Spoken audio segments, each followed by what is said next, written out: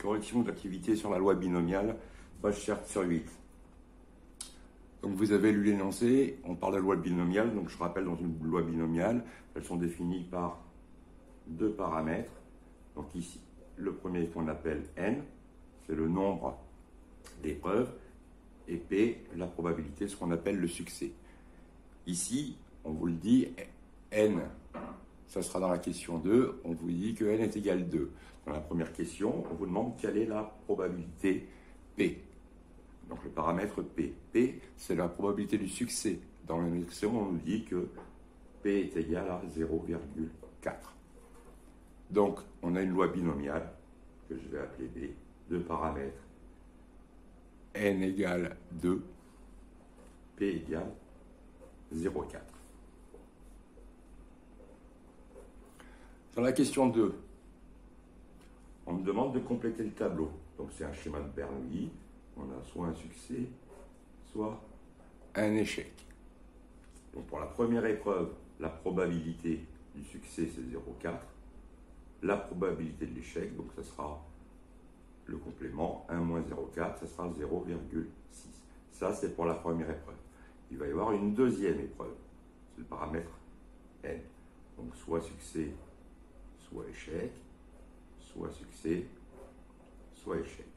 La probabilité du succès, ça reste toujours 0,4. La probabilité de l'échec, ça reste toujours 0,6. C'est une loi de probabilité, donc on peut faire un tableau. Donc si on regarde, des succès, soit il y en a 0, soit il y en a 1, soit il y en a 2. Donc dans mon tableau, dans les xi, on va mettre les valeurs possibles pour la variable aléatoire, soit 0, soit 1, soit 2. Et dans la deuxième ligne, on va mettre la probabilité que la variable aléatoire prenne la valeur xi. Donc 0 succès, c'est le chemin du bas.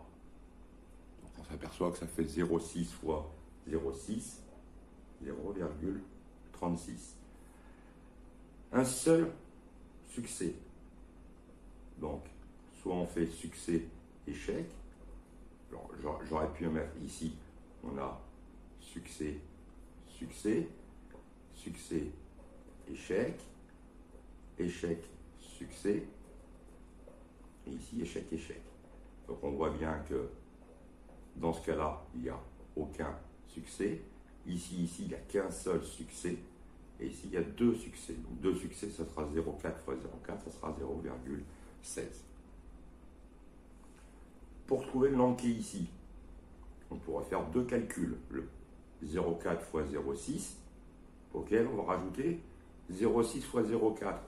C'est-à-dire qu'on va rajouter 2 fois 0,4 fois 0,6. 4 fois 6, 24, donc ça fait 0,24, 0,48. On vérifie ensuite qu'en additionnant tout ça, on doit trouver 1. Pour calculer l'espérance, ça c'était le petit b,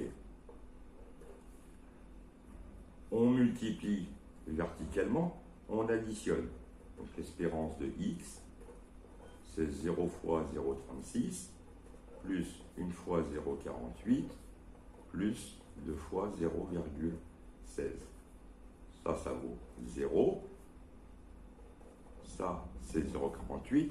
0,16 fois 2, ça fait 0,32.